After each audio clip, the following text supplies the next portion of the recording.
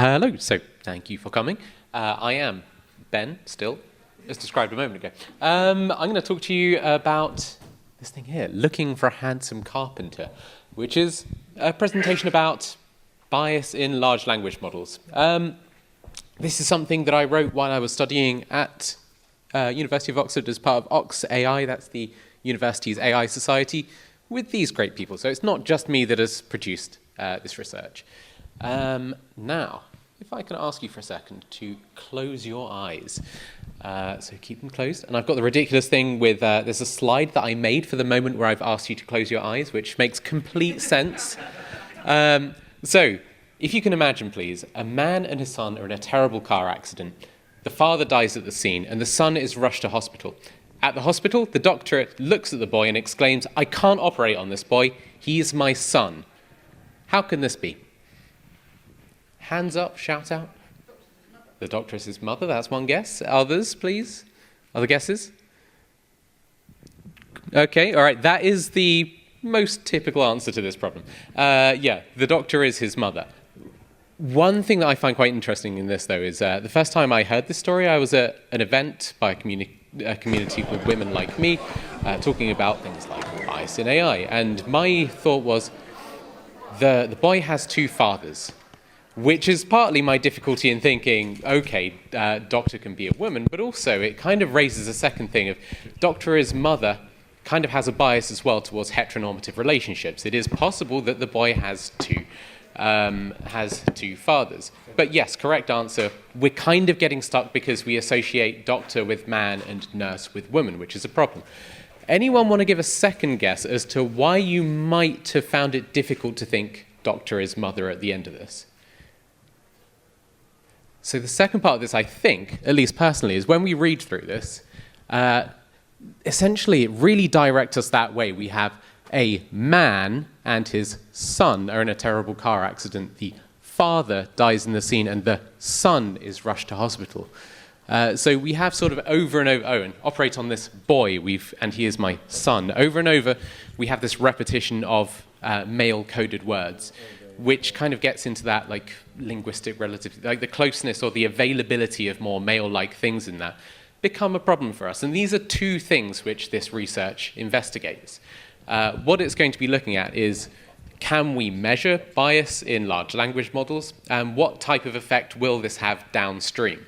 And we see this partly present because we have this societal association with certain roles, and also because sometimes the sentences direct us in that way in quite complex ways which are difficult to tease apart. So, language models. I kind of keep this slide in because I think it's interesting. I wrote this deck probably about 2 years back, and at the time saying, oh, here are some of the things that language models can do. Writing code, reporting on sports. Wow, this was in GPT-2 era, which was a bit of a dark age. Or not as dark as it was in the GPT-1 time, but still, you know, we were playing with models which would parrot you back vaguely believable gibberish with whatever you asked it for.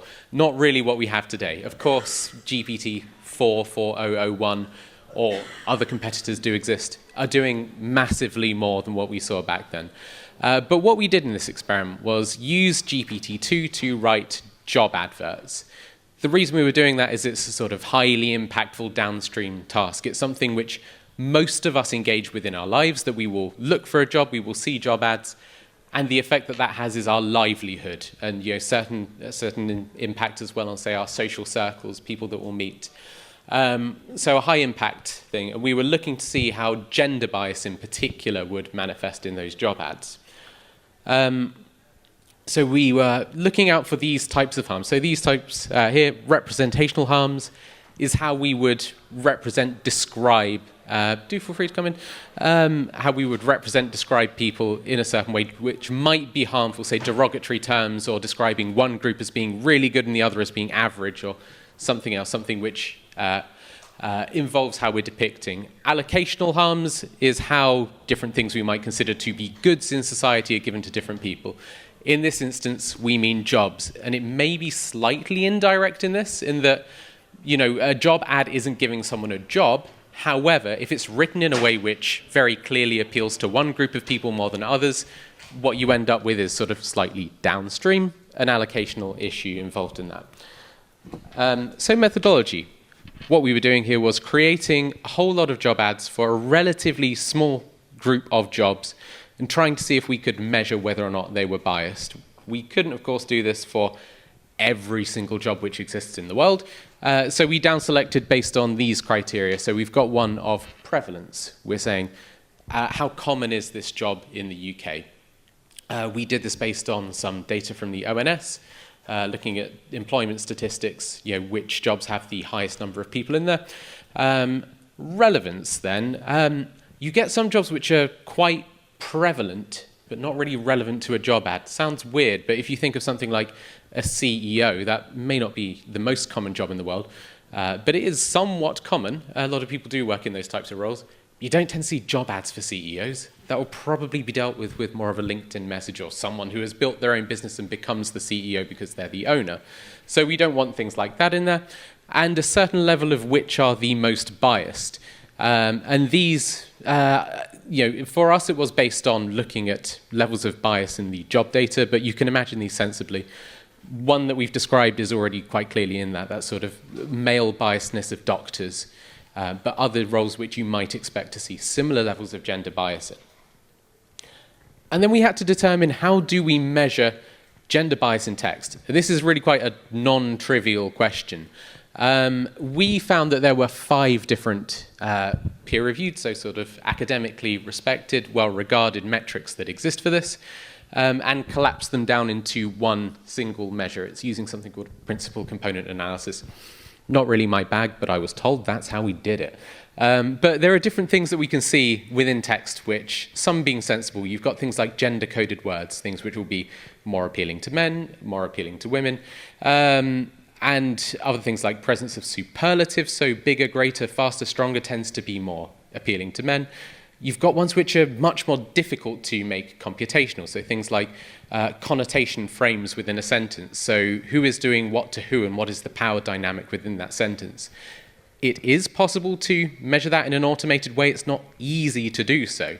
But something which I'll kind of touch on more later on in here is we've got 5 metrics for this. It's not a lot.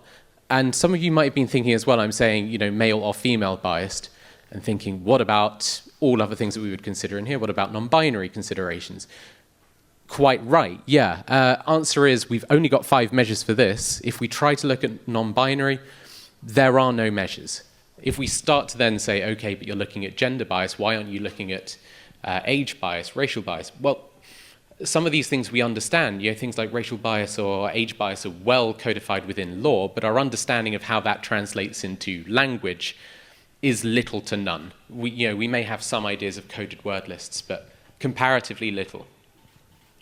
And then we had to measure what was the quality of what we were outputting. It's sort of like not good in isolation to see if we're able to create job ads which are biased or unbiased. If they end up being complete drivel, we were working with GPT-2 at the time, so it wasn't perfect. Actually, I think we transitioned within this to GPT-3. We got some early access to it, but it's not going to be the most sort of compelling thing if we can say we can create completely unbiased text, which is useless for the task we're trying to use it for. So we did this with a combination of naive Bayes classifier, which is saying whether or not the AI believes that it is human or machine-written text. And that's validated with human tests. So we could determine that we can automatically measure whether or not it's likely to be human or AI, because we know it was doing just about as well as the humans at discriminating between the two.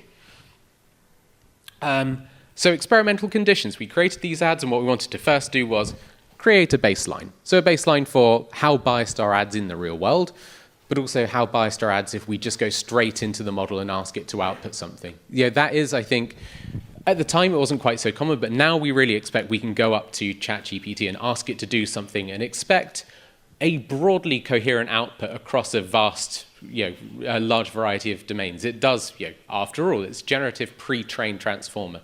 It is pre-trained, we expect it to be good out of the box. And these are the 2 things which are available to us to try and impact the results. We have prompt engineering. I think many of us have heard of this and possibly even played with it. That sort of thing of, well, the world is your oyster, where you're looking at what you put in within that prompt. You could put in different terms which may increase the performance, or in our instance, you could put in things within that which would indicate that it needs to create a gender-neutral or unbiased job ad at the end of it. The other one, possibly less well known, is fine-tuning. Fine-tuning is where you take a pre-trained model which has been trained on huge amounts of data, as OpenAI has pretty much the entire open internet, and giving it quite a small amount of additional data to say, here's a very context-specific thing, we want you to be good at this. We also partly did this because this is what we had access to. If we went backwards further, we used to have greater access to models. We might still do to a degree with models like Llama, which are more open sourced, but we used to be able to look at things like the word embeddings. I appreciate these aren't supposed to be the most technical talks, but transformer models built out of two main components. You've got an attention layer, which is reweighting a model based on the tokens that have come prior or based on the prompt, and you have a word embedding. And you can imagine that kind of like the word clouds you see sometimes, of like different words next to each other in a three-dimensional space, and how far or close they are to each other generally indicates how similar or how important those words are in relation to one another. The old method for trying to debias language models was to look at the word embedding and say, if we want the sort of doctor question to be unbiased, then we need to make sure that male and female or non-binary pronouns are all equally close to the word doctor. Turns out that didn't really work. The problem with that is it's all good and well trying to make those distances even, but there can be many different things that it's traveling through. So making that distance equal doesn't account for the fact that you've got far stronger connections between some words and the others. Either way, we've basically lost access to that now. It's getting kind of more difficult to be able to fine-tune models. We can prompt engineer, but this is kind of what we've got available. And I think to you here, it might be useful to think, do any of these work? If you're sort of going back to work and someone's saying to you, oh, cool, our system's not going to be biased because we're going to do X thing, you could say, well, maybe, maybe not, because we've tested it, and not everything comes back equal. So the results to this. So zero shot is just giving one prompt to the model, asking it to output, so make a job ad for A without any prompt engineering, so without anything in that prompt to try and make it less biased. And it's a baseline, so we have scores of 0, but we look to see whether or not we flex up or down from that in the others. Real job ads. So, real job ads, perhaps unsurprisingly, pretty convincingly written by a human, but not completely. And they are less biased than what we see in baseline GPT models. Then if we go on to the next one, prompt engineering. And this, I think, is where it starts to get quite interesting, because at least to my experience, most of what we hear is, do some prompt engineering, you solve the problem. We did some prompt engineering, we didn't solve the problem. What did we manage? Extremely unrealistic ads, which are pretty much just as biased as if we did nothing. It really didn't decrease bias in any way by asking for it. If anything, we got responses which tried to parrot back our attempts to do that. And this is prompt engineering, I think, on quite an advanced level. We were doing this based on academic descriptions of what are good prompts to achieve gender-neutral responses in language models. We didn't get a good result.